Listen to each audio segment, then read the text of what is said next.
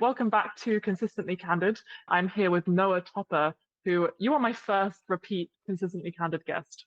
Nice. Congratulations. That makes you the most consistently candid of everyone so far.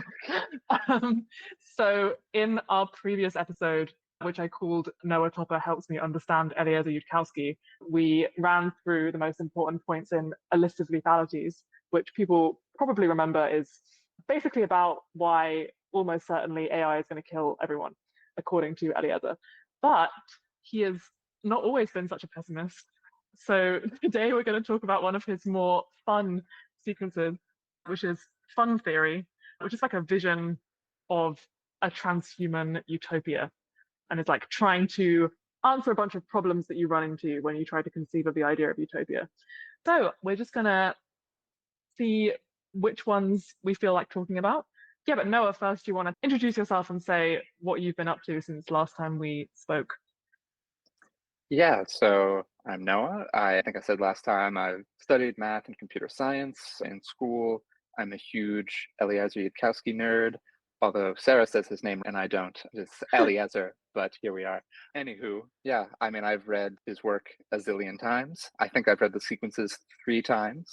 Uh, and I've now read Fun Theory like an additional time for this. But it's one of my favorite sequences that he has, so I thought it would be a good idea to talk about it. I guess for my own inspiration for why I thought this would be like a cool podcast for us to do is because I believe I saw you posting or maybe talking to Holly Elmore about not really having heard a good case for what's the good case for AGI? Like, why would anyone even want to bother doing this in the first place? I don't understand. If it looked like all downside to you, like if this goes badly, it kills us. And if it goes well, then if no one's even sketched you out how the future would look good if it went well, then this would really seem like why bother, like on any front. And I guess I felt like there were definitely good reasons to bother with this. And yeah, I think even Eliezer Yudkowsky and MIRI, his organization, like a couple of them have stated, it is still their opinion that like never building AGI is not really an option in their point of view. Like it's not even what they would want. If they could stop like forever, they would consider that an unacceptably bad outcome for humanity to Mm-hmm. never make this. And I agree with that. And yeah, I guess I just thought it would be perhaps useful to share that perspective. Interesting. Do you want to just, before we get into the actual essays, give the really high level argument for why you think it would actually be like a moral catastrophe for humanity to never build AGI? Yeah, it's an argument in terms of lost potential, right? But I would say this is something I was thinking too that I think is just symmetric. I've heard this criticism of effective accelerationists that a lot of them talk as if, oh, we're going to make super intelligent AI and it's going to make the future amazing. It's going to radically change the world. And people are like, what if it killed us all? And like, could never do that. We would never be smart enough to do that. And this seems ridiculous to think that an AI could be so smart that it would completely revolutionize the world, but like it couldn't really be smart enough to get out of control. And so I think many people have criticized EACs as saying they don't really believe in superintelligence, like, because if you really believed in it, you would see why it totally could kill us all if it wanted to. But I think like symmetrically, if you really believe that an AI would could be smart enough to kill us all, then I feel like you'd have to believe that it would be smart enough to make things like really good if it wanted to.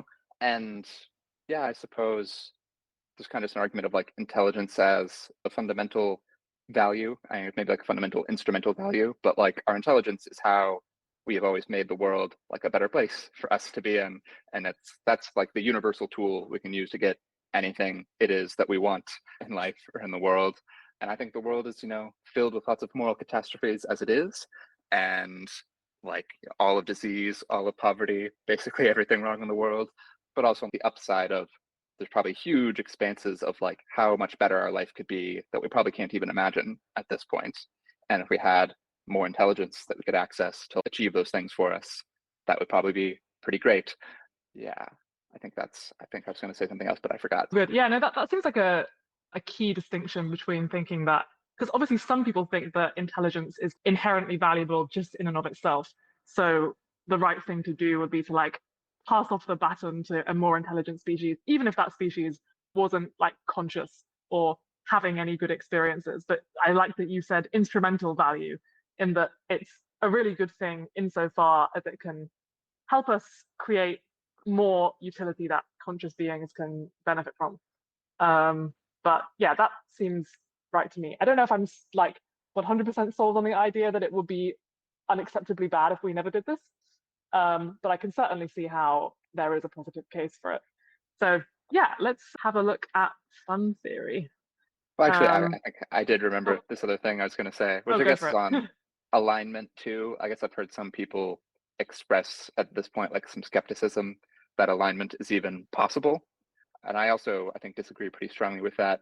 I think, I hate to quote Rocco, but I believe Rocco on Twitter once said that it's impossible for alignment to be impossible. And I feel that I find it confusing what someone could even mean if they say like alignment is impossible. Because I guess from my point of view, I just think like all you really have to believe that alignment is possible is like one, that there are some choices that we could make as human beings in principle that would make the world like massively better than it currently is. I think most people believe that. And two, I guess you have to believe that like human decision making is like a computational process, which like if you believe we like run in physics or whatever, then that seems like a fine assumption. So to me, like if you believe both of those, then that has to mean like it is computationally possible to write a program that would produce like actions that would make the world massively better. And like to me, I feel like that's all the really assumptions you need to think alignment is possible, at least in principle. Maybe in practice, we'll never be able to write a computer program or whatever, or we're too stupid to do it. But yeah, I guess I find it weird when I start to see some people think it's impossible, like even in principle, which seems ridiculous to me. Yeah, I guess I could be butchering this argument, but an argument I've heard some people say is that you can't get proof that it will be indefinitely good. Like even if you wrote a program that is could in theory produce good outcomes initially, how do you trust that like now that there's a massive power delta between you and something else, whatever you want to call it, like a super intelligence or a digital god or a new species or whatever, how do you guarantee that's, now that you've handed off control, like how can you possibly be sure that it's going to continue to benefit you forever? Then I guess how do you even know that someone else isn't just going to come along and make a bad version that's going to override the good version or something? Mm-hmm.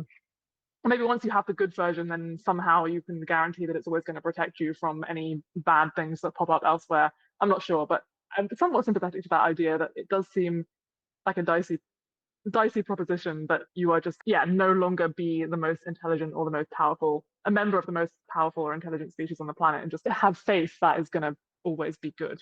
Um, but Yeah, I yeah, I'm guess not sure. we might not ever be like certain at perfect alignment. So I think it could be like a difference between there, but what's possible and what we can be certain of. I guess in terms of proofs, I mean that's what a lot of technical work is about or was about in trying to understand like there's a research area of MIRI that was about they call it Vingian reflection. That was about this idea of reasoning about successor agents. So like maybe if we have some initial AI design that we know is safe, like the initial design is simple enough that we know that it's safe, and the AI has some process by which it can create successors and also verify that those are safe, then that's really the only initial dynamic you need to have the problem work okay after that point. Yeah, So I think, hand waving, that's something like how you could maybe come to believe that this would work. no, that makes sense. Great. I'm sold on it. Let's just say, for the sake of the episode, that alignment is solvable. And now we're gonna look like what it might look like for it to be solved, or the things that we should consider while we're thinking about birthing a utopia. So yeah, we're just looking at the first sort of introductory essay in the fun theory sequence. Yeah, any key points that you want to pull out here to start with? Yeah, so I guess what's fun theory all about? I think in intro, Eliezer says it's the field of knowledge to deal with questions like how much fun is there in the universe? Will we ever run out of fun? Are we having fun yet? Could we be having more fun? So it's like a little bit of this moral philosophy sequence. But yeah, from the point of view of how can we have as much fun as possible, which is pretty hard to object to. Everybody likes fun. So I really like this. Yeah, but I guess he's initially talking about a lot of difficulties with imagining utopia. And I think he quotes like George Orwell, I think is the one who particularly criticized other writers' ability to depict a utopia that anyone would actually want to live in. And Mm-hmm. like all utopias in fiction sound kind of crap. And this might be part of why it's hard for us to have much hope for like real utopia because everything we've seen sucks. He criticizes Christian heaven right off the bat, as many depictions of heaven are like eternal rest, like you and really, he says, what could possibly be more boring than eternal rest? Like probably within a few days at most, you'd be pretty bored of that. Or other depictions of heaven are just like praying all day and worshiping God, which don't really objectively sound like very much fun. And that these are like mimetically optimized ideas, like on the work side, or yeah, the rest side. It's optimized to sound good to medieval farmers who are toiling away all day. They get to imagine, oh, what if I could just rest for eternity? And that's like the basis on which that idea spreads around, because it sounds like good news to the people at the time when that idea was made. And I guess like the prayer thing, he would say is optimized for something that religious people feel like they ought to enjoy. Like they ought to like praying all day and maybe feel bad if that doesn't actually sound like a whole lot of fun to them. And so they just keep spreading around this idea of that utopia.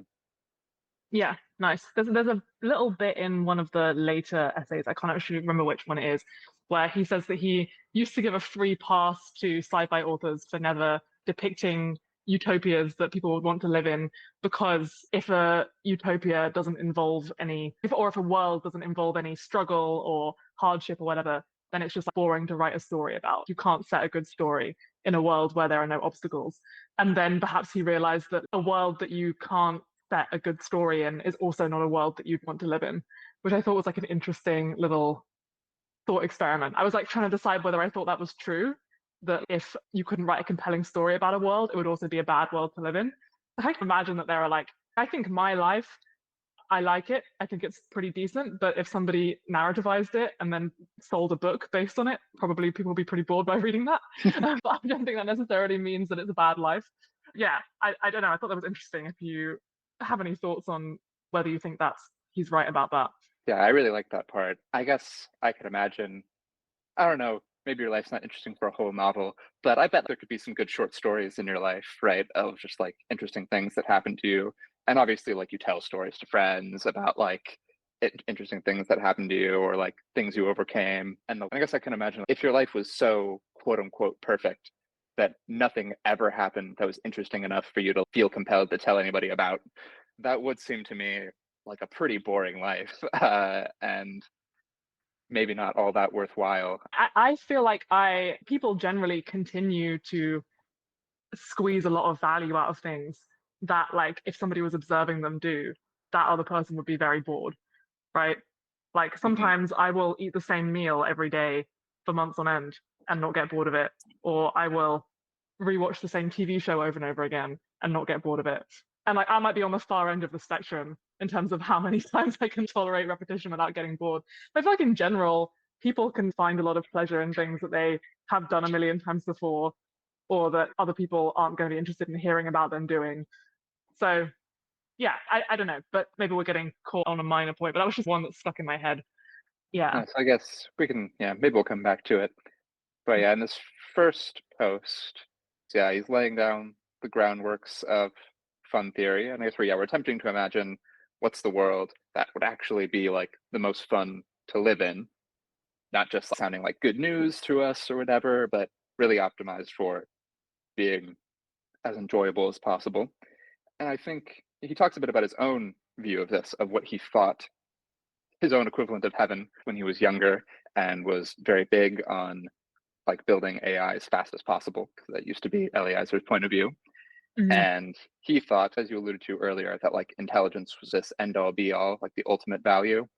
And so he thought what any super intelligent AI would most likely do would be to like immediately upgrade everyone around it to like the maximum intelligence possible. And that would be like the most good thing that it could do. And that's what would happen. Mhm. And I think one day he started to break with this when he imagined, I believe he said he imagined like hypothetically there might not be any real upper limit to how intelligent you could be.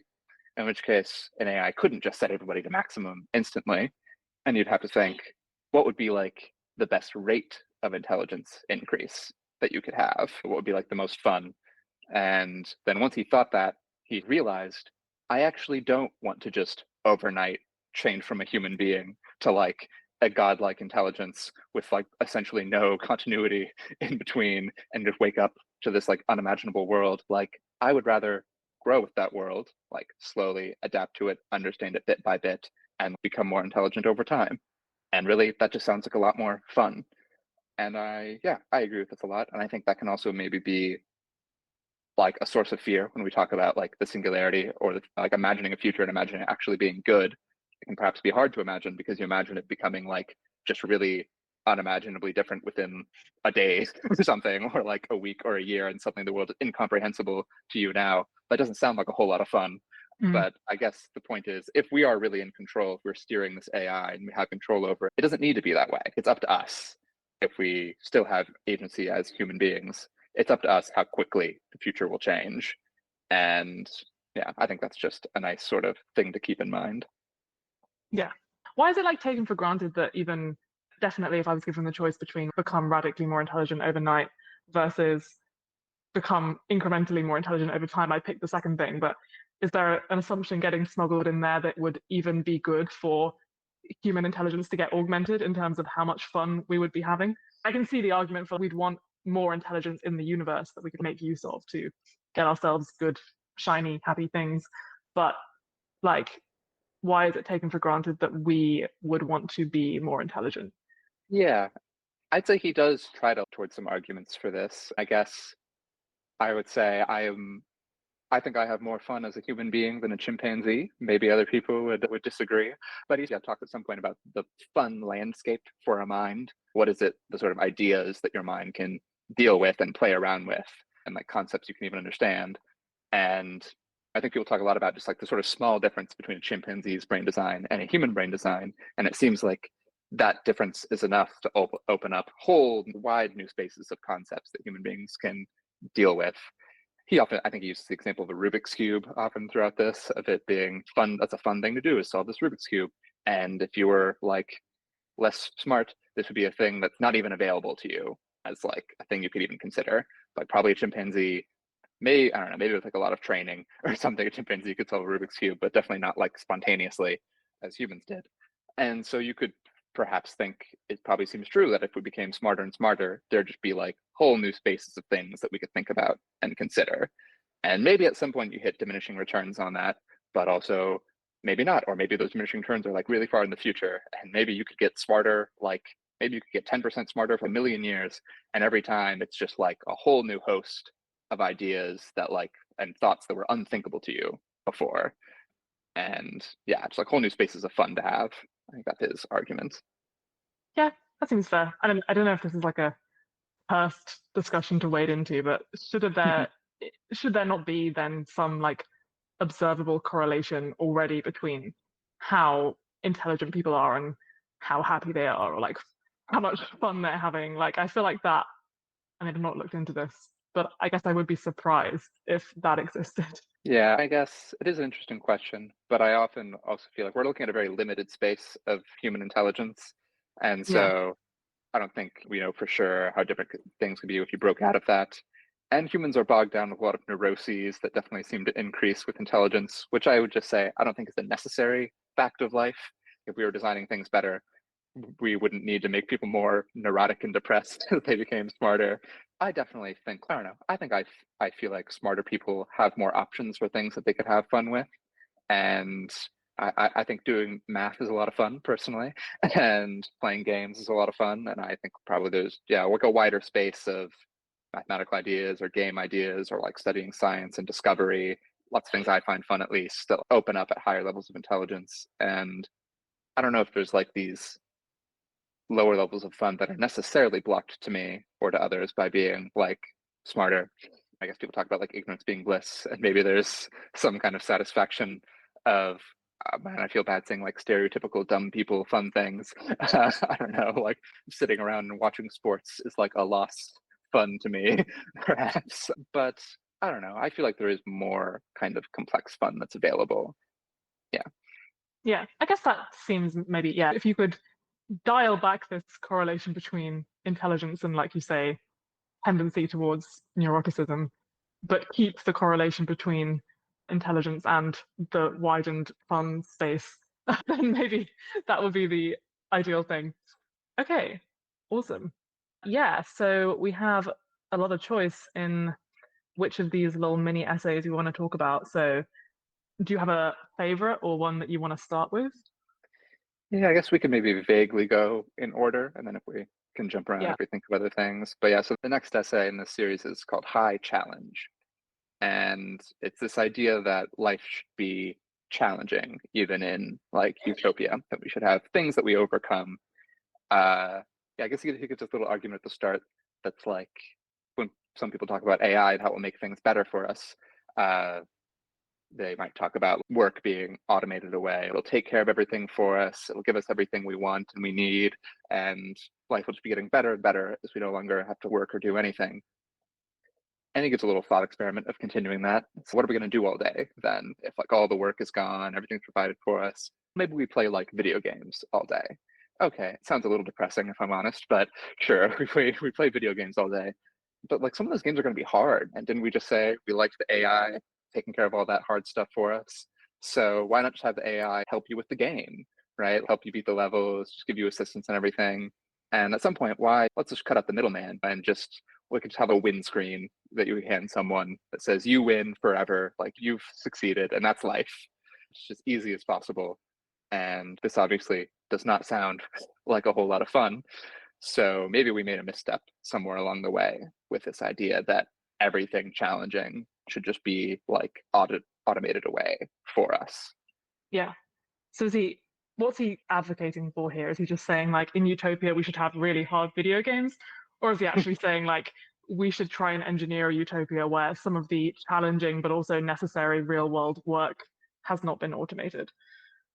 Yeah, I think ultimately probably the second. Although I think throughout this he tries to say a little bit agnostic. We don't know precisely what like the optimal future would look like, and we don't want to like hard code that into our AI necessarily.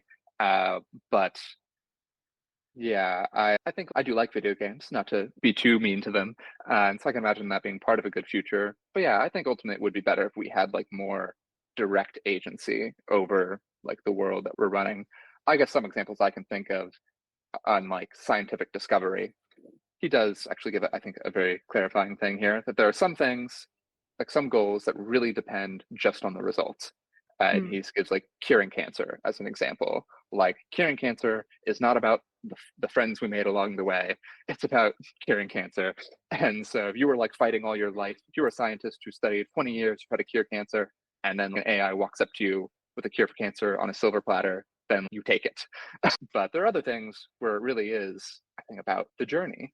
I think for some of those, I'd say trying to find the ultimately correct theory of physics, I would personally say would probably be pretty sad to just have an AI do all of it for us. Because I don't think much in the world at this point hinges on having the exact correct theory of physics. That's more like a thing we do because, or a thing physicists do because they want to understand the universe. And they like derive pleasure from figuring this out. And that's like a worthwhile human endeavor. And I think the value in that, in my opinion, would be like massively undercut if some AI was just like, here's the equation, next. What's okay? When I look at the numbers, I'm like, all right, like, what's that mean to me? I think I've heard the physicist Sean Carroll swears that we are not going to learn any new physics that has any implications for technology for the rest of time. And that like our like all this technology development is like applying physics that we already know, or it's like figuring out its implications. But we already all matter that we know how to interact with in the universe. We already know how it behaves to the 20th decimal point. We're not going to learn anything new that's going to affect any actual technology we have. Like we do this because we want to know. And I mean, maybe he's wrong about that, but like I think I might be willing to accept that he's probably right about that. In which case, yeah, like what is the point of having an AI give us that? Or I think like too in like math, is there a real point to having an AI like give me proofs for a zillion theorems that like none of us have even thought about? What's the point is the experience of doing it. That's why mathematicians do math, is because they enjoy it, not because they necessarily need to know the exact answer to this question that won't affect anyone in the world. But would that still be as satisfying if you were, let's imagine that you're sharing the planet with a superior intelligence, and maybe out of some like the intelligence, because it like knows that you will find value in trying to find the answers to stuff yourself, has just it's not giving you those answers. It's like someone letting you win at chess or whatever. Like you would know, even if it was like, no, you figure it out by yourself and you'd find some satisfaction in that, but you would know that there was like another mind that was on the earth with you that could figure this out in 5 seconds if it wanted to. I don't know. I feel like that just it still wouldn't be as satisfying as if you were like a mathematician at the top of your field and you knew that you were like solely qualified to maybe find the answer to something. I guess there are things we do all the time despite knowing that other people could do them better than we can. Unless you're a prodigy at something, probably everything you do, someone else could theoretically do it better. So maybe this actually wouldn't take that much value out of it. But there's something about knowing that you're agonizing over trying to find a proof or something, and there's an AI down the road that could spit it out in a millisecond. I feel like it's Yeah, a little bit discouraging. I could see that a little bit, but I also think Eliezer has an essay separate from all this that's about curiosity. And it's an argument, like, if you really take that view, that there is like some mind in the universe that probably already understands all this stuff. So if you're going to let yourself be discouraged by that, then you might be like discouraged much, much earlier. In fact, to think, oh, what's the point in me figuring this out? Because there's someone else in the world or the universe who's already figured it out. So what a waste of time. So that's one lens for it too, is if you're going to care about this at all, then you should care about it, even if someone else might know it or be able to figure it out. I guess more in particularly, there is, we think in Go or chess or something, there are like AIs that are way better than any human being. And most people still play these games that liked the games beforehand. I do think Lee Sedol stopped playing Go after AlphaGo beat him, but I think that's pretty rare because there's still like the sport of it, of humans trying to play against each other and saying like, how good could they become? Two other things. One that I guess he also gives this analogy of, to your point of how this might be frustrating. He says, imagine if you were playing a video game and like you constantly had in the game like an AI, or maybe not an AI, just in the game, if you're struggling on a level, it'll open up a passageway next to you that says, hey, you could just walk down this passageway and get to the end of the level and skip all this stuff. That would be like really damaging to the experience of the game, because the whole point is to overcome these obstacles. That's why you're bothering to play it in the first place. So you might want to like, oh, well, I'll just ignore the passageway. But this constant temptation would just be like really ruining the experience, which I feel like is analogous to what you're saying. If there's this AI like right next to you that could just answer the question, like that might really gnaw at you. But I think it might depend on how like visibly present the AI is in your life. And if it's really committed to like never answering those questions, then I feel like maybe this would start to fade away from your mind. Like it's not actually that it could, like it's right there and it could help you. It's like actually it can't help you because it never will on questions like Yeah. this. Then you might start to acclimate to that. And I think he ultimately in this view is like what he thinks is most likely AI going well is that this AI will be very in the background and not really taking charge of life so much for human beings, but more just making the world operate on like a fairer, nicer set of rules, and Hmm. then stepping back after that and letting us handle things for ourselves.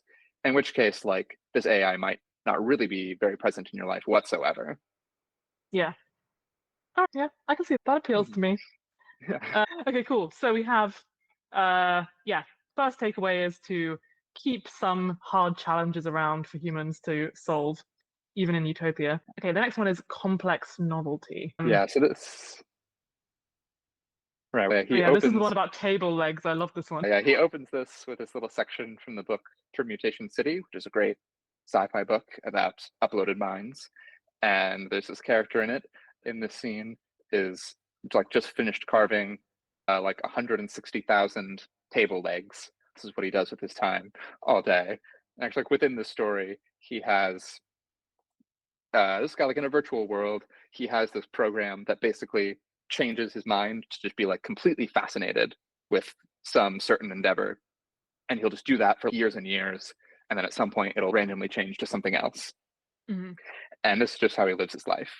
And yeah, I guess Eliezer argues that this is like really depressing, at least on the table legs, that there's got to be surely like a billion more interesting things you could do before you spend all your time just making table legs. And if you're really going to edit yourself to find that just utterly fascinating, then at that point, why not just edit yourself to just be like this mindless blob of pleasure and joy? There's no real point of even making it tied to table legs at all if you're going to pick something that pointless. Hmm. So if you still have this view at all that like I'm a human being, I want to solve problems, I want to do things, then this is a pretty shitty thing to pick to spend all your time on. And yeah, I guess his argument is about like novelty, that there's just nothing you're really learning or gaining. You're not growing in any way by doing this. And that like we as human beings could be doing much more worthwhile things by like setting ourselves tasks that we learn and grow from. Yeah.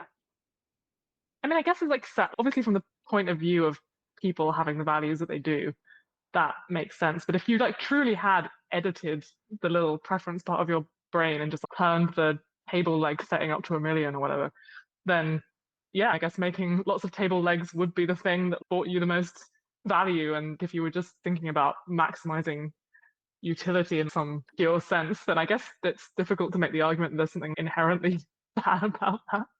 Even Yeah. though clearly it is. But Yeah, I guess that does make us think maybe we should address this question now then of why not just turn yourself into the pleasure blob, right? yeah, Because I do agree with this argument. If you're going to make it depend on something as arbitrary as table legs, then just don't make it depend on anything at all. That's just a waste of time at this point. yeah, And that's like your point. Can we really say that is like wrong to do if we would enjoy it if we did it?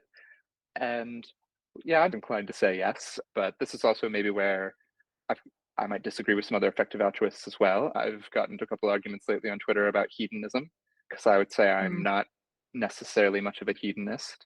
I'm a hedonist insofar as I do think that like pain and pleasure have inherent value slash disvalue, but I think other things matter also, not just that. yeah. Well, So you and Aaron should argue about this.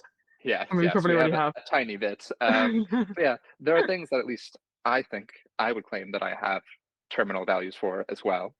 And so it's like one of those is truth. I've seen some debates lately on Twitter about is it inherently valuable to believe true things separately from that achieving pleasurable outcomes for people? I would say yes, personally. I think I do value that. I could give a little thought experiment for listeners at home who I don't know if I can convince them to value truth if they don't, but I could at least give a thought experiment to maybe test if they do. But I would say imagine two hypothetical worlds where I guess this maybe also only works for like hedonistic utilitarians. But anyway, imagine two alternative worlds where the people's like sum of pleasure and pain are equal in these two worlds, but in one, this has been achieved by like some elites running like a massive deception campaign on everybody in society, and they all just live in like ignorant bliss. Like the real elites like control them and exploit them, but they're like, you know, still kept happy and dumb and unaware. And then alternative world where people like everyone fully understands the world and they like got together and took charge of it themselves, are running it together to make this world pleasurable for everybody. And I guess ask yourself, do you have a preference between those two worlds? If people have equal sums of happiness and pain, and we assume the elites are smart enough that they're going to make sure the society doesn't collapse. In both scenarios, there are people like equipped enough that the world's not going to fall apart due to anybody's ignorance. Do you have a preference? Because I would say I have a pretty clear preference. I feel like if you change the thought experiment to be like in the first world, everyone's happy and ignorant but being controlled by elites, and in the second world, like everyone, like the world is worse, or maybe it's like more analogous to the world today where some people are living like pretty good lives and other people are living like very bad lives and most people are living something in between, then the question seems harder. Like in the first experiment where both worlds are pretty good in terms of how much value the average person is experiencing, then pretty clearly you're like, oh yeah, I want to live in the one where I have agency and I actually know what's going on. But I feel like the second question of what if the world where people have agency and are aware of how things are actually running, if that world is like meaningfully worse, then I'm like, oh, then I'm not 100% sure which one I Yeah, would pick. I accept that. But yeah, the reason I put it the first way is because I think if you really are just a pure hedonist, you should be completely indifferent between those two worlds. And so I just argue to people, if they don't feel indifferent, then that must mean they're valuing something like maybe agency, maybe truth, or like self-determination. I'd say all three of those things are like terminal values to me. Maybe agency and self-determination are the same thing there. But yeah, like perhaps just to point out to people, if they're like, yeah, that's definitely better, well, that must mean they have some preference beyond just the pleasure and pain of people. And then if you are a utilitarian, which I happen to be, then you could say, all right, we have these two things that are valuable. So like both of them have like weights assigned to them. And so we have to act in some way to trade off these two values. And, you know, maybe we don't know exactly where the trade-off will be, but if they are both valuable, then there is like some amount of pain you might trade for some amount of truth. That would seem to me to be like the implication of that thought experiment is like, if the second world is shittier enough, then maybe it wouldn't be worth it. But if it was like the two worlds were equally happy, except the world where people knew what was going on, one person stubbed their toe like one extra time, then would be optimal or something. Like, I still think that would be a better world, right? And I would be a little flabbergasted at someone disagreeing. I feel like probably, I don't know, I could be wrong about this, but maybe the hedonistic utilitarian would say, oh yeah, like maybe I have a preference for the first world where I have agency, blah, blah, blah.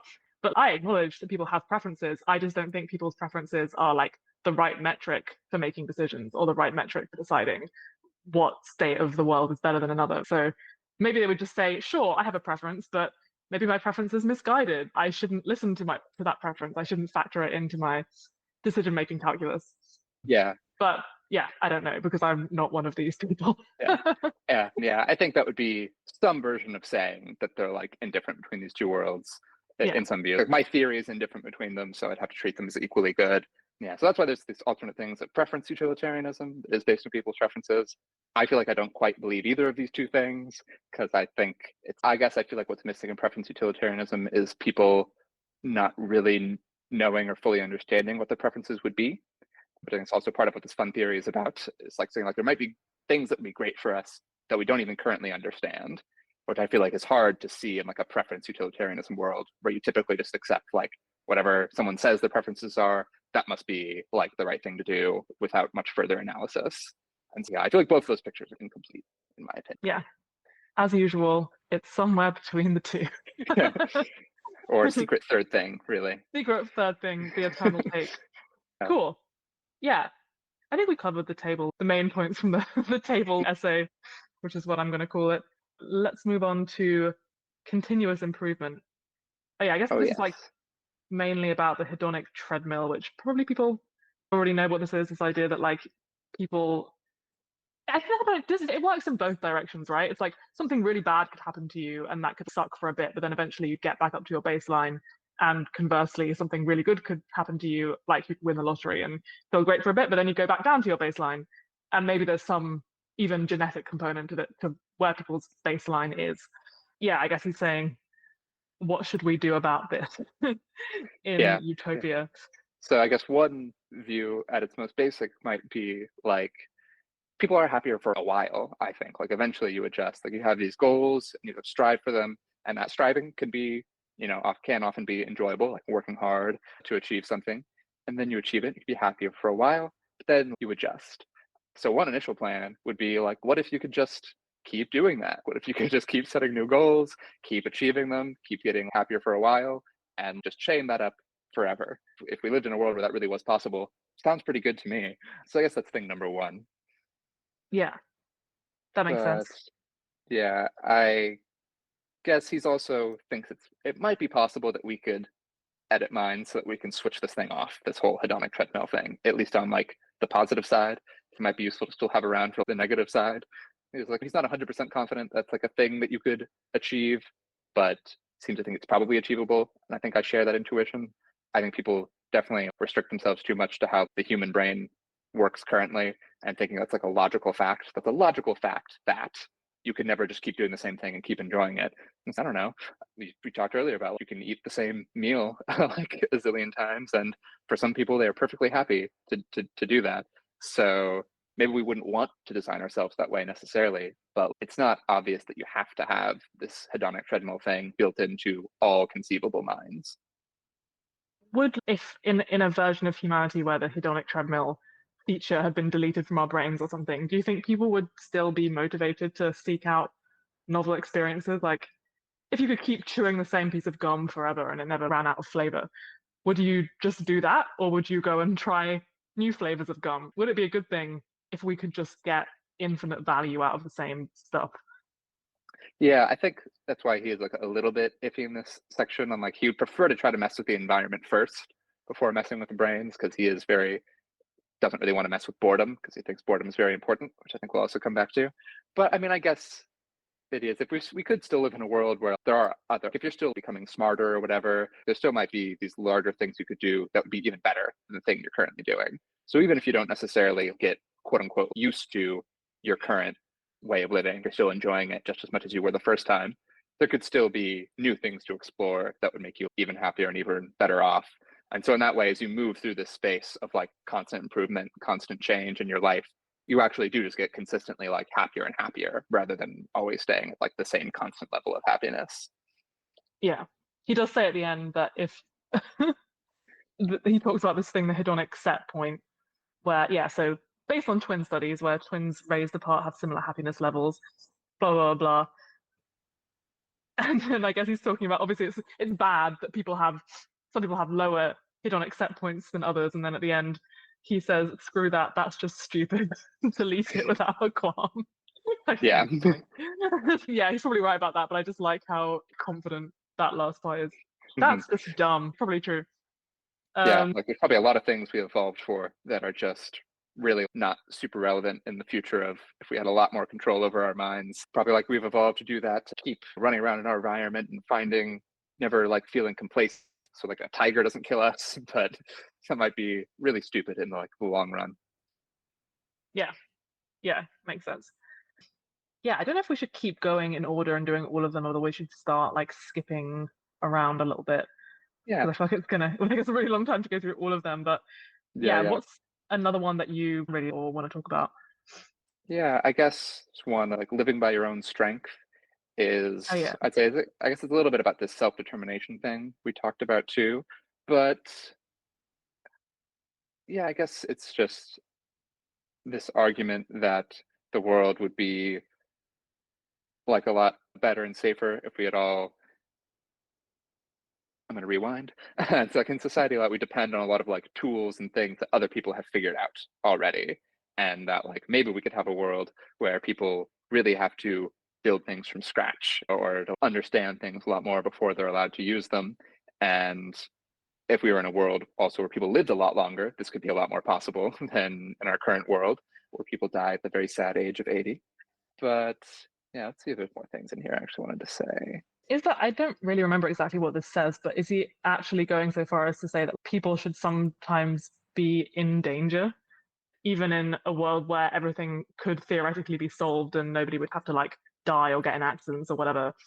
There's some utility to like people having to like survive, and maybe that requires that sometimes they are in real danger, not even just fake video game danger or whatever. I can't remember if that's what he actually says here. Yeah, I think that's actually in a later essay. He does say something like maybe we'll still have broken bones in the future, and that, yeah, like being exposed to really like the consequences of your own actions, he feels being like an important life experience. And as long as you weren't actually going to die or really be like harmed in a long-term way, then you could handle a broken bone. A broken Yeah. bone. It's not so bad. And that could be really like a worthwhile trade-off for like people's self-determination and freedom. I think even argues like if we're also like stronger mentally, like maybe because we've developed mentally, but also stronger in the psychological sense of knowing that we are ultimately safe and that nothing truly bad is going to happen to us, then we might be able to even psychologically handle those pains better because like we wouldn't be like living in fear of them. So I do think that's an interesting idea. Maybe we can actually skip over the living by your own strength. I guess the one thing I want to say about it is, yeah, I guess he's arguing that we could imagine a future where like AIs made everything so like incomprehensible, like we depend on these things that AIs have made that we have no understanding of, and that might be like a world in which we have a lot less agency.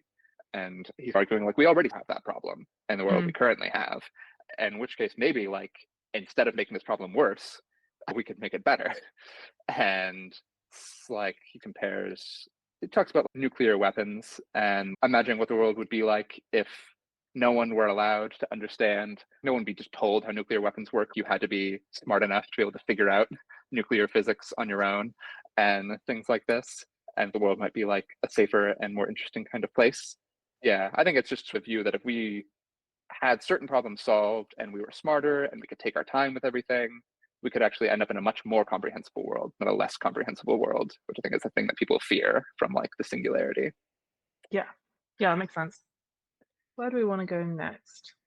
I quite liked the harmful options one, but I'm not sure there's anything like particularly novel there. It's just this idea that like sometimes having more options is bad because we are more, I think the argument was that we're more like averse to loss than we enjoy gain. So Yeah. metaphor he uses is if you had to choose one dessert off of a menu of 20 desserts or something, then in choosing one dessert, you've missed out on 19 others. Whereas if you only had to choose from 10 desserts, then you've only missed out on 9 others. So in fact, you're getting less pleasure from the one dessert that you did have, which is unintuitive because you'd think like either way, you're getting one dessert.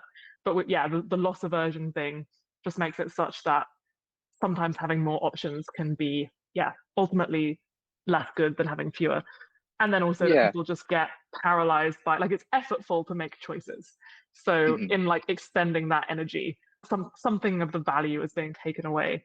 So I like this. I think this is like clever, but I wonder whether, yeah. So I guess the idea is that there's an AI somewhere that is just, it could give us like infinite multiple choice, but it's just, it knows that us like poor little humans are going to get too exhausted and burned out by having to choose from so many options. So it's just like offering us smaller sets of things to choose from. Yeah. Which when you think about it like that sounds depressing, but I don't know. I do think there's something compelling about this. Yeah. Um, It's actually, yeah, the essay after that, Devil's Offers, which is I think like a continuation. He also quotes some sci-fi novel. This one I'm not familiar with, but it described what sounded to me like this time where once you're old enough in this society, you get the ability to edit your mind arbitrarily when you come of age, and you can change your mind however you want. And this is really like a dangerous thing that happens in their world. So like some people at some point, maybe you can imagine, maybe you're really upset, is an example I'm coming up with, but maybe you get heartbroken or something and you're feeling all this pain and you're like, you know what? I wish I just didn't have to feel anything ever again. And you could make that choice. Like you could edit your mind, never feel anything again. And then once that happened, you might never feel like turning it back on. And mm. imagine like this one moment of losing a hold of your emotions or something could determine like your whole future. So is that really a good choice to give somebody, to offer them like Yeah. full, complete right access to everything in their mind? I think this is also where he cites the living by your own strength thing of like, maybe you could have it be so that if you really want to do that, you have to study the neuroscience yourself on figuring out like, how would I actually change my brain myself? And look, if you can figure that out, then okay, you're free to make I your think own that's so. choices. I love the idea that you get access to the mind editing thing once you come of age or something. That's so funny. It's like a really extreme version of the fact that you have to be 18 to drink alcohol or whatever.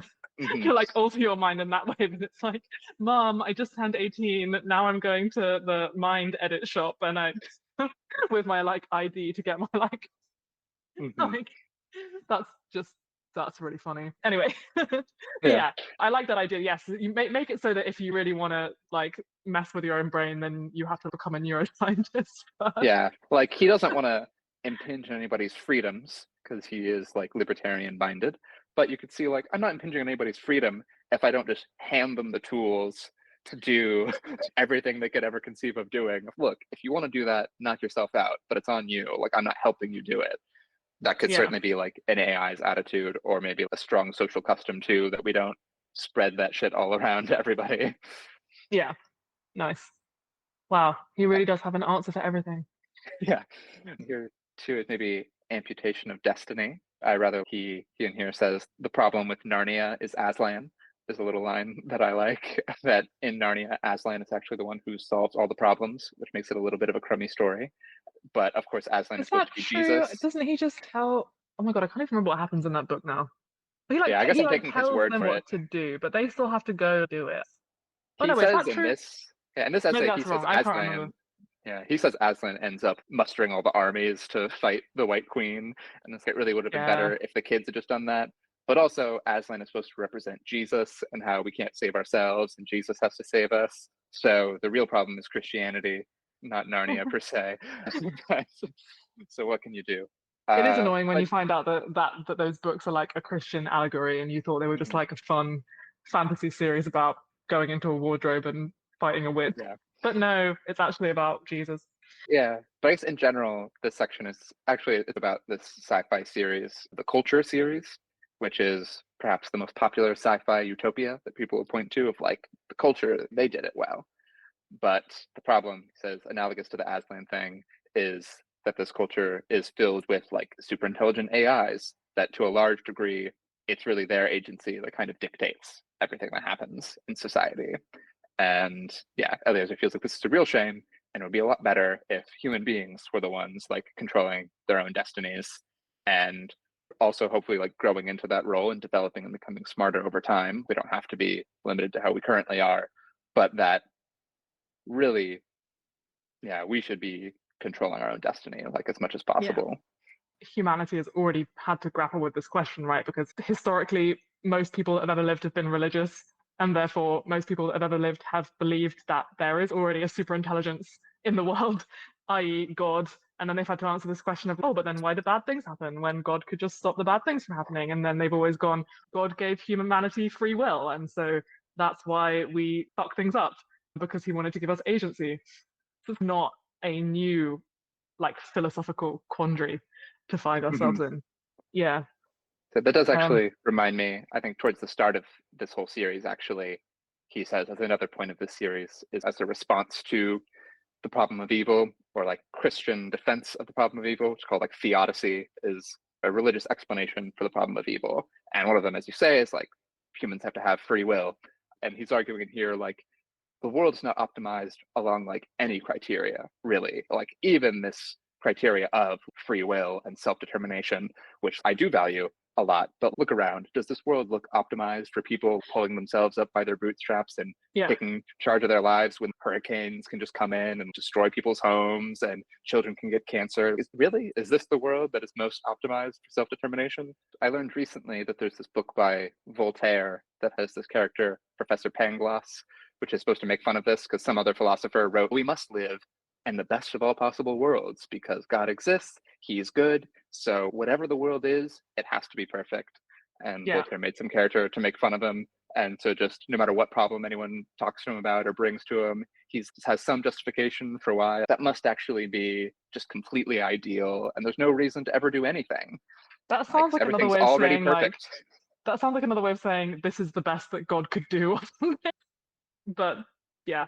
Anyway, that's I guess, sorry. Yeah, one little thing about the culture in this section that I like towards the end is this quote from the novel, one of the novels, that says, the culture's sole justification for the relatively unworried hedonistic life its population enjoyed was its good works.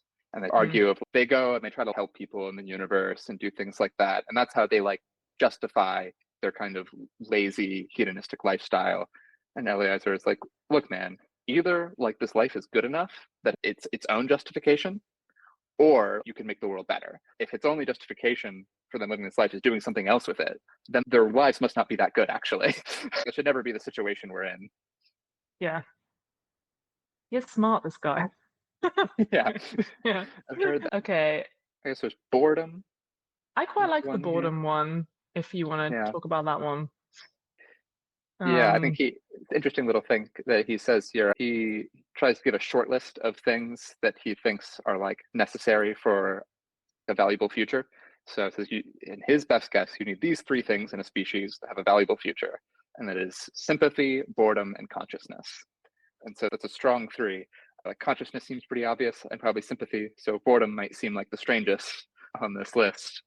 But yeah, I'd say like without boredom, you can really just end up like the table leg thing we talked about of someone like our whole species could end up just playing like the most fun level of Super Mario Brothers over and over for all eternity. And that could be everything we do with our lives if we had no boredom at all. And yeah, I guess sure sounds pretty boring to me. I guess I would say that because we have boredom, right? So I guess it's a question of we could get rid of boredom if we wanted to, in principle. Yeah, but then we'd be not motivated to, or maybe we'd be satisfied with just making table legs. So it would be bad. So is that something we really want to do? And I guess I could say a little bit about this if there are some hedonists out there that feel like this sounds fine. I think one thought experiment that really did a lot of work for me, I think this is actually like a short story from somebody. I don't remember the story, but it's basically imagining like a future with holodecks. And so let's say you get to go be in your holodeck in your simulated world and you can do whatever you want. And you go and it's beautiful and it's amazing and you're having all the fun in the world, but maybe this is being funded by like some investments you have outside in the real world or something. And you're like, oh, your investments are doing bad. So you can't really afford like HD anymore in your holodeck. It's going to be grainy. And okay, then actually just edit the part of my brain that notices that. Yeah. Make me just not care. And you're like, okay, fine. And then after a while, your investments do worse, and you can't afford like color anymore. And so they make it black and white, and they end up making it like 2D, and then they remove sound, and every step of the way, you just remove the part of your brain that cares. Until the end, it's just like this like visual static that just goes around, and you think it's just the greatest thing in the world, and that's your whole life. And I'd say that sounds pretty terrible, but that's essentially, it's exactly equivalent to orgasmium or whatever, just hooking yourself up to feel maximum pleasure and everything. These really are equivalent things. And I think that for me made me feel a lot more averse to that purely hedonistic future. Yeah, I think that is also, oh, that's really disturbing. Yeah, I agree. I think that's compelling. Some people might disagree, but I wish I'd known, when you're a kid and you're like, you say to your parents or something, you're like, I'm bored. And they go, only boring people get bored, Mm-hmm. implying that if you can't think of something to do to entertain yourself, then you're the problem. That's not, they're not trying to be mean, but I wish that when I was like 7, I had read Fun Theory, and I could have been like, actually, it's the opposite. Yeah, it's actually, I'm highly developed for being bored. Yeah. I'm actually very intelligent for a 7-year-old, and that's why I'm so bored watching CBeebies or whatever. Yeah.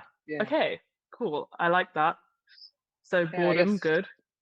You mentioned a little bit about sympathy. It's a related thing, but I think probably people here would be on board with sympathy, so maybe we can skip by that one. I do. Interpersonal entanglement has one of my favorite little stories in it, this essay, because he talks about cat girls. This is the cat girl one. Yeah, which I guess, for clarity in here, he means cat girls to mean like these non-sentient lovers that someone might make for themselves. And he feels like this would be a real tragedy for a direction of humankind to go down. And he tells a story with a friend when they were talking about the future, said he wanted to have sex with cat girls for 1,000,000 years. And Eliezer said, no, you would not. You would get bored. And his friend said, no, I'd just edit the part of my brain that would get bored then. And Eliezer's just like, oh my God, no, bro. And then 2 years later, his friend says, I've matured a lot and I've realized you were right. I wouldn't want to do that. And Eliezer, quite maturely, laughed hysterically at him and said, 1,000,000 years. You said you wanted to do it for 1,000,000 years and you couldn't last for 2. And you didn't even have any sex with any cat girls. Like, you got bored of the idea that quick. I think it's very funny. That is really funny. That's the ultimate vindication. But yeah, I guess he makes this argument that, I definitely think Elliot and Eliezer is still out there arguing against the cat girls online, or people talking about AI girlfriends and stuff. I think this is probably one of the big things that modern AI still, because usually not that worried about modern AI, but I think this is one of the things that bugs him a lot or scares him, is people just getting sucked into that and saying, a big part of romance as a valuable thing is that it's like a multiplayer interaction, and it's really one of the most complex areas of life we have as human beings. Romance, super duper complicated, and that if we were to just simplify it and sterilize it, because he feels we would have lost something like really significant. And I agree. I like the idea that like Eliezer's 2 big missions are like trying to convince people that AI poses an extinction risk, and trying to disabuse people of the notion that they would enjoy having sex with cat girls for millions of years. Although, yes, as he says here, he's perfectly fine, of course, with surgical alteration. Go nuts. If you want to turn yourself into a cat girl, have fun in Eliezer's book. Nice.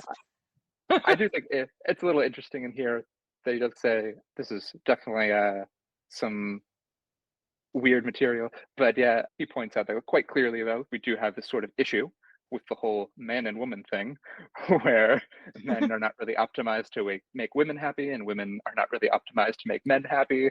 And there is certainly a tension. So maybe one day we should do a little bit of something about that.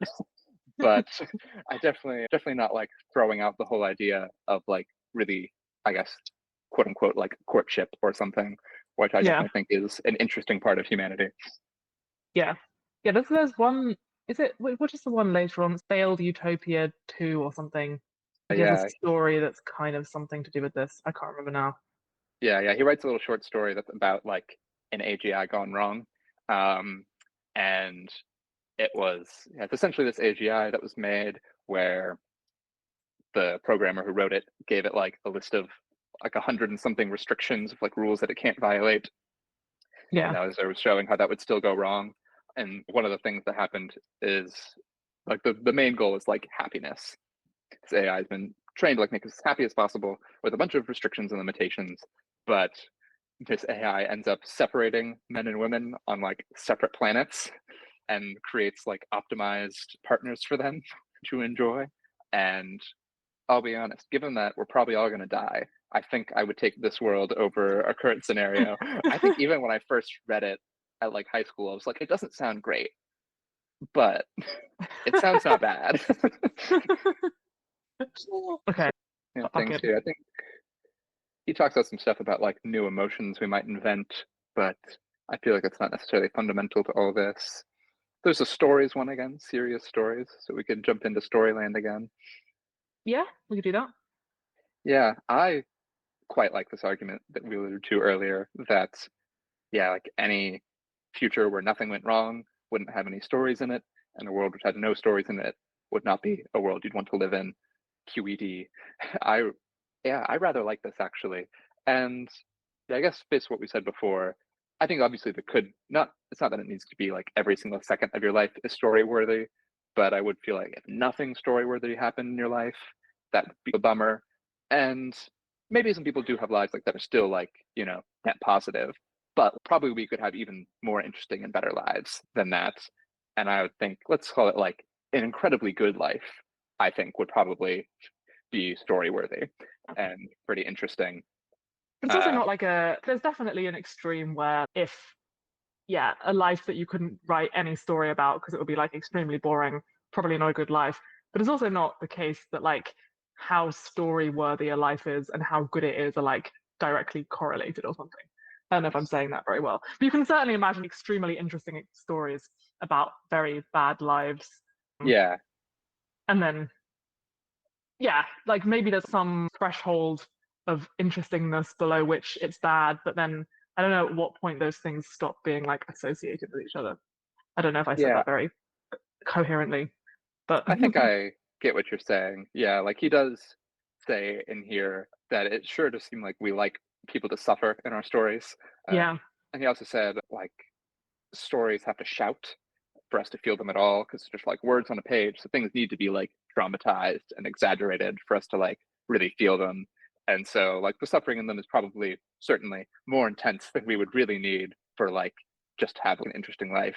So we probably wouldn't want to completely model our lives on what would make an interesting story because you can have a whole lot of fun reading about someone having a terrible time. Uh, yeah, and that's not quite what we would want.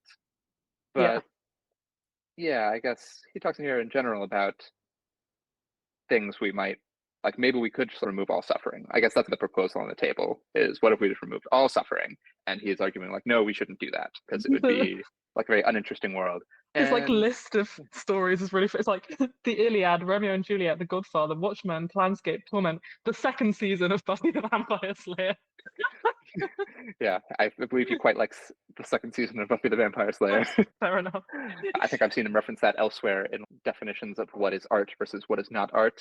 And he's things that are art, like the second season of Buffy the Vampire Slayer, the Python programming language, and things that are not art, modern art. Spicy. I Yeah. have actually only watched the first season of Buffy. Maybe that's a big Well, mistake. apparently the When I second watched the one's first great. season, I was like, this is boring. I don't think I'm going to watch the second one. But maybe I should do that. Let's see if there's much else in here. Yeah, I guess he talked about like things that might be gone if we got rid of all suffering. One that I think about a lot. This was actually a little thought experiment I heard from Sam Harris on his podcast, which was imagine if we had a pill for grief. Like if you take this, it cures grief. And then imagine your child died. What would be the acceptable amount of time you would have to wait before I you think took I yeah, remember him. Yeah. the grief cure pill? And I was like, yeah, there would seem to me to be something just deranged if That was someone a were really like, oh, just question. take it instantly. Just take it instantly. If that were someone's Yeah. opinion, I'd be like, that's just fucked. They just like keep them at the hospital. The doctor walks out, they're like, I'm so sorry, we did everything we could do. Here's your pill. Yeah, Bye bye. I think it's good to care about things. And I think it's reasonable that if you care about things and they fail, that you will feel bad about it. And that seems to me like a good part of being human and life he gives heartbreak as like a lesser version of that too. Presumably, we hope in the future that children won't die anymore. So, what other problems would we have? I think he gives, yeah, heartbreak as a big example. Like, I've been through heartbreak and it sure does suck, but I think it would be a pretty crummy world if, like, after a breakup, you just didn't feel anything about it and you just no longer cared about anything that you had with that person or what happened. I feel like we would have lost something pretty significant in life. Do you think you could, even if you think it would be all things considered bad if we had these pills that we could take, do you think if you were offered the grief pill or the heartbreak pill, do you think you would take them? Could you resist the temptation to take them, even if you thought that it would be bad to do it? Yeah, it is interesting. I think I could resist it for a while, but there might also be at some point, and I think Sam Harris argued this too, maybe it would be good to have these for some level. Even if you did lose a child, like if it's a year later and you're not able to function, it would be good if we could give you something that helps with There's like that. some, I guess there's like some, I don't know too much about this, but there's some arbitrary cutoff in like psychology or whatever, where if people haven't gotten over grief or heartbreak or whatever in a certain period of time, we start to pathologize it. If Hmm. you feel bad 6 months after your child died, people are like, fair enough. And maybe if you still feel just as bad 10 years after that, then you're depressed or whatever. Hmm. But really, we just made all of that up, right? People just respond to things differently. But it's interesting the point we had to choose some point at which to say, oh, you're like ill now, or there's something wrong with you because you haven't gotten over that thing in the sort of prescribed amount of time that we think is like normal. Maybe that's the point at which we'd start giving the pill. It would be like the And DSM. It would be like people can grieve for a year, and then if they're still sad, then they get the grief pill. Yeah. I think I actually saw some people on Less Wrong talking about a supplement that helps them with heartbreak, and That's can like help really, you get over it. oh my God. No. Uh, and I was like, it depends on how long it's been, right? I could feel it eventually. If it's again 6 months later and you can't work or something, I'd be like, yeah, sure, I guess that'd probably be good if you had something that helped you. Yeah, I think I wouldn't necessarily be too worried about people like taking that immediately because I don't think most people would want to take that immediately. Maybe I'm wrong, but I feel like I don't when I think so. feel that way, I also think a quote from John Green is that pain demands to be felt. Yeah. And when you feel pain or sad, it feels right. It feels like you want to feel this way. I And also think like that, yeah.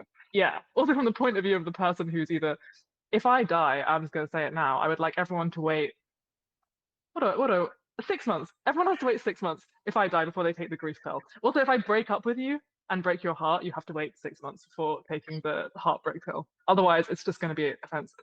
I'm going to be like, what? I agree. Maybe I'll accept 3 months for breakup, 6 months for Maybe, yeah, death. actually, no, I should have made there be a difference between the grief one and the heartbreak one. You're right. That should be a sliding scale. Okay, 1 month for heartbreak, 6 for death. Mhm. Cool. Yeah. Just So wanted I to go on guess the record. maybe so maybe we can end with this utopia is scary, which and Oh yeah. weirdtopia stuff that we talked about. Yeah, this it has this little argument that utopia is basically not going to be something that will sound very sensible or great to us right now. He gives a little and thought experiment to imagine taking someone from the past who was very, very progressive and smart, and he picks Benjamin Franklin as an example. And imagine bringing Benjamin Franklin to modern times, and imagine how like amazed, disgusted, and frightened he would be at the modern world, and not just because of like things that have gone wrong, but really because of the things that have gone is Yeah. maybe what's like most upsetting to him or freaky.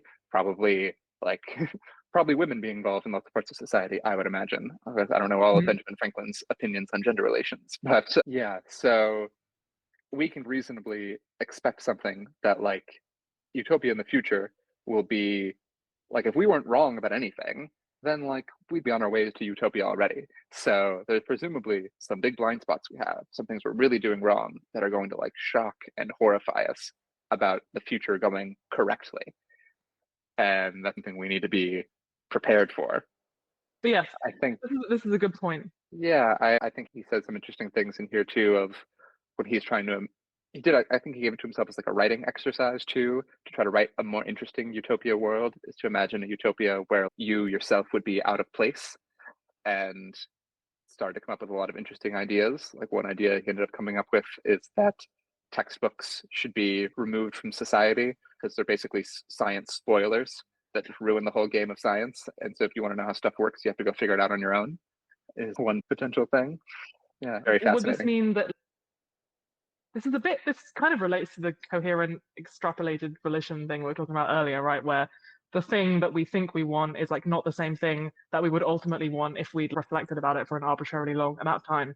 So maybe the super intelligent AI can see like the future that we really want to get to, having like, yeah, reflected on our values as much as we possibly can. But maybe it doesn't drop us all in there immediately. Maybe it like incrementally improves the future until 3,000 years down the line we're in like the maximally good world. But if it just dropped us there now, we'd be like, oh my god, what the hell. But then the interesting thing about that is presumably right now we're making like a ton of really egregious moral mistakes, right?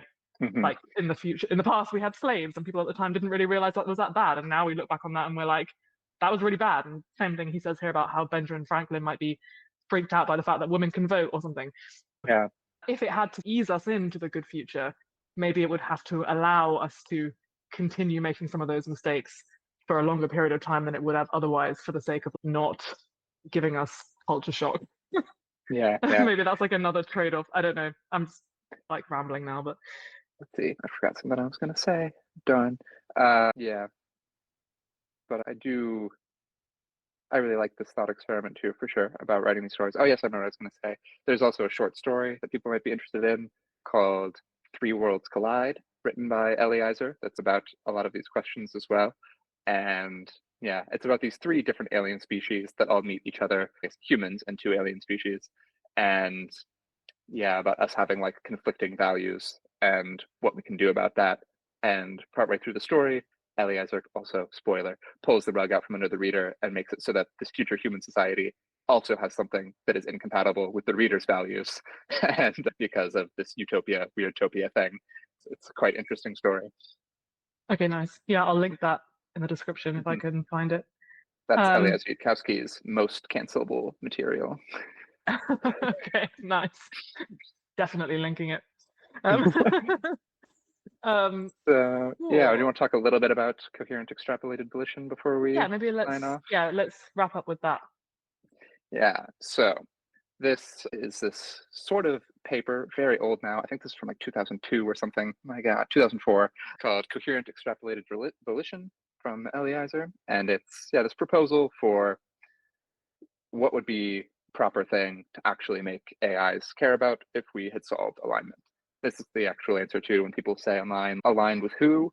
This is the paper where we try to say aligned with who. Yeah, and so I guess he gives this whole idea of what we mean by volition. And he gives an example that says, suppose I gave you two boxes and one of them contains a diamond. And you think the diamond is in box A, but it's actually in box B. And so you say you want box A, and we might say, that's what you say you want, but like your true volition is that you want box B. And so we can, that's like your true desires in some sense, what we think of as volition.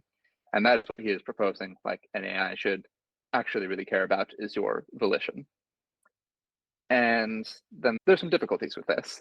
He gives a hypothetical guy, Fred, says, let's say we give a more complicated question to this guy, Fred, and ask him, what should the code of a friendly AI be? Like, and I propose he has like a volition on this question. But as it turns out, Fred is like a hunter-gatherer. And so he basically, like, he doesn't even begin to know how to even think about your question. But he probably does he has some real interests in this, one way or the other, on what's in that computer program. And that's a thing that we'd want to try to make the AI care about.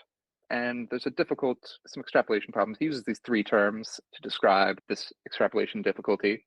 So one is spread, and this uncertainty that might happen as I try to extrapolate you out to the future. It might be like a chaotic mess of possibilities where it's just really inherently unpredictable what you will think. There's muddle, and that's places where your preferences are actually just contradictory and inconsistent. Not just that I'm uncertain about them, but they're not even really a coherent way to extend them. And then distance is how far into the future I'm extrapolating from how you currently are now. And so Mm-hmm. this is how shocking it will be to you to hear this, that these are your preferences related to the Weirdtopia thing. Yeah, so I guess what he says, this would be the goal of coherent extrapolated volition would be for the AI to optimize to do what we wish we would do if we knew more, fought faster, were more the people we wanted to be, had grown up farther together, where this extrapolation converges rather than diverges, where our wishes cohere rather than interfere, extrapolated as we wish that extrapolated, interpreted as we wish that interpreted. Mm-hmm. Yeah, and I think his goal here, yeah, he does say in this, is to try to make this question of extrapolation as close as possible to just a question of simple fact. Like, what is the fact of the matter about what we would believe or want or do if we could have all those things? If we could think for longer, if we were the people that we wish to be based on current values, etc., like, what are the things we would actually choose to do? Which, if an AI is smart enough, should be a question that just has a factual answer. Yeah. And yeah, and if we know how to align the AI and we know how to make it care about something, we have to have solved that problem first. Then if we slot this in, this could be hopefully a quite good thing to do. We have to figure out what our extrapolated volition is before we even try and align the AI, because otherwise, isn't the AI supposed to figure that? Or like, No, yeah. So we don't have to, what we need to figure out is just this technical problem of how to make AIs care about anything at all. Yeah, and so we don't really know even that problem right now, for sure. And that's what he calls like the friendly AI. He used to call it friendly AI back during this time too, which I still like that term, but you could also call it alignment. Yeah, your friendly neighborhood AI. yeah. But yeah, so we have this first problem of making it care about anything. Like, how do we make the AI internalize a goal that doesn't just immediately kill everyone as a side effect, stays stable under self-improvement and all of that? And then there's this separate question of what do we actually want that goal to be? And this is his proposal there, is that we get it to internalize the goal of figure out what it is that we wish we would do if all those conditions were met, and then just go ahead and do that, please. Yeah, and then he makes that point in Illicit Lethalities, doesn't he, about how this kind of means that the goal of making the AI corrigible or whatever, like making it do what you want, is incompatible with the goal of making it do what you would ultimately want if you really knew what you wanted. Like those two, you can't do both of those at the same time, and people's alignment plans tend to, yeah, to assume that maybe there's a way to reconcile those things, and he's saying that isn't, or maybe there is, but maybe it's just really hard. I forget what the exact argument is that he makes. Yeah, I do forget that as well. Yeah, I would say so. Something interesting as I reread this, I think this was something I'd probably misconstrued or forgotten about this essay, is that I think I ended up getting it in my head that the goal of coherent extrapolated volition was to extrapolate out a coherent volition, to get like an exact, like consistent utility function or something representing humanity's will. And there's this issue of humans having contradictory preferences, right? He calls muddle in this. And there seems like a problem there. Like, how do you extrapolate out contradictory preferences from human beings? And I think in my memory, I thought this was supposed to do that. And it's actually not what it's supposed to do. So this part where he says, like, extrapolating out where that extrapolation converges rather than diverges is supposed to say, like, some parts of this extrapolation will converge and some of them won't. And the AI should only act upon the parts that do converge. If there are parts that it can't figure out, like, man, your guys' beliefs seem contradictory, or your desires seem contradictory, or it's just too spread out and unpredictable, then it's not going to do anything about those things. Only the parts where it really can make a sound judgment, which I think makes a lot of sense, and is in fact a lot better You than I was think if the remembering AI it. was like smart enough, it would be able to figure that part out, right? It would be like, oh yeah, these two things, I can't reconcile them, therefore I shouldn't do anything. It seems, yeah, if it couldn't figure that out, then it would be dumb. Or Yeah, yeah, I guess you could try to define some procedure to force it to cohere. And I'd say maybe I'm like have been mistakenly thinking this way too. I think I have somewhat sometimes thought in terms of what's the sort of simplest coherent utility function that's most consistent with human desires. So you can imagine maybe a procedure that tries to select that out tries to select out a consistent utility function that's not too inconsistent with what we say. And Eliezer is saying here, no, it's not supposed to do that. It's not supposed to like force coherency where it is not there.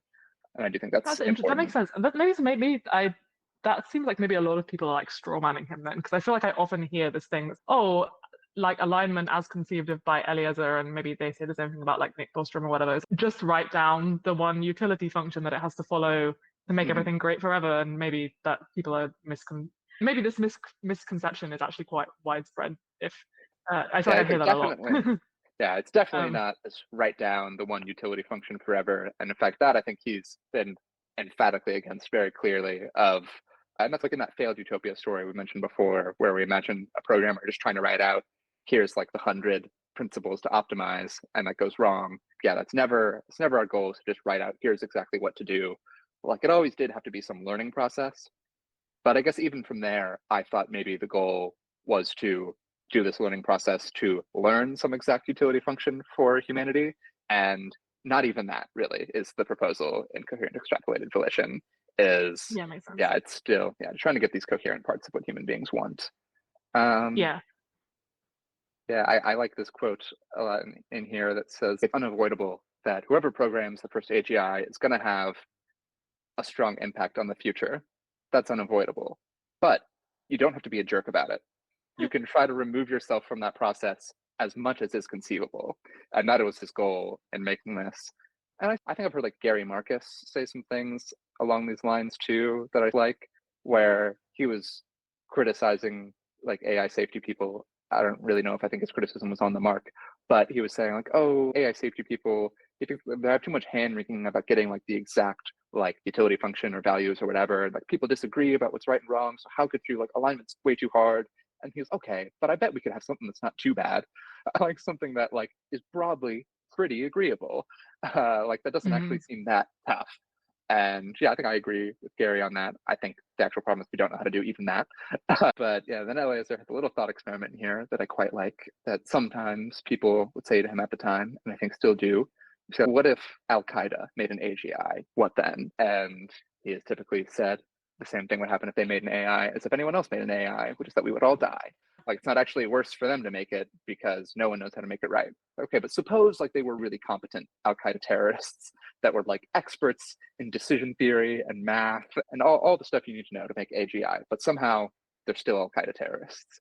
What advice might you give these people to make sure they didn't like doom humanity? And he's running with this thought experiment, but think I would hope that these people making it would realize, based on their studies, that they are like fallible. And even if they believe and the Quran is perfect, understand like human beings can't perfectly interpret the Quran. So we don't want to just lock in like everything that's in here for all time. Like, imagine how bad that might be. So we need to leave room for like human growth and reflection and all of that. And presumably, if you really believe in the Quran, like you would think that humans in their wisest form would accept the Quran, like that they would believe it if they knew everything that there was to know. I would think that. I think if the Quran is true, and if we all become wise enough, we will see that. Maybe he becomes quite meta in this thought experiment, and it imagines these Al-Qaeda terrorists asking the same question of what advice would we give to a Jewish atheist building an AGI, and concludes on, and whatever we would tell him to do, we should just do that ourselves, because like we are also sinners, and we are also not perfect. And so we should realize that like everyone who's doing this should try to be as impersonal as they can and as hands off, putting as little of their values into this process as possible, their personal values, I should say. And so Eliezer concludes with that like, coherent extrapolated volition is what he would try to tell those terrorists to do. This would be what he would try to sell them on. And since that's what he tried to sell them on, it's what he thinks we should do. Yeah. And now I'm imagining this conversation actually taking place. It's like an army base somewhere full of terrorists, and Eliezer is like on a video screen having been called in. And he's, okay, guys, it's going to sound weird, but this is what you should do. And then, yeah. Nice. I like that. That's a good little, thought experiment to wrap up on. Anything you want to leave people with? Yeah, I guess Eliezer has also said he no longer thinks that coherent extrapolated volition should be our first attempt at an AGI. So even this, I'd say, is no longer really his primary proposal. I think because it's too hard, basically, too difficult, and does have also this innate difficulty of the Weirdtopia thing, that there's a problem with, do you check the answer at the end of what the CEV says you should do? And if you check it, it might look too disturbing. You might say no, but that could ruin the whole Yeah, point you see of it the and you're like, process. wait, really? That's But then if you okay. don't check, right? If you don't check, then how do you have to Yeah. really trust the process to just not check. Yeah. So I think that's like an innate difficulty in it. I think you argued at the time, like the hope would be that once we've really built out like friendly AI theory, we would understand this process so thoroughly that we wouldn't need to check the final answer. Like we would trust the process. Like we would have checked that the process works. But I think we're just basically nowhere near that level of expertise. So he has concluded like maybe one day on like our second or third AGI, maybe we could try this. But right now we just need like the minimal AGI to not get us all killed. And this is the CEV is more ambitious than the minimal thing to not get us all killed. So that's Cheery. perhaps the note to go out on. I love how we managed to wrap up the episode on Utopia with still a downer. But yeah, this was so fun. I feel like I learned things. I feel like I'm a little bit more persuaded by the idea that utopia is possible, even though still not totally persuaded, but maybe I'll get there. Cool. Where should people find you online? Oh, yeah, I am at Noah Topper on Twitter or on X, the everything app, as they say. Awesome. I will link that below. Cool. Thank you.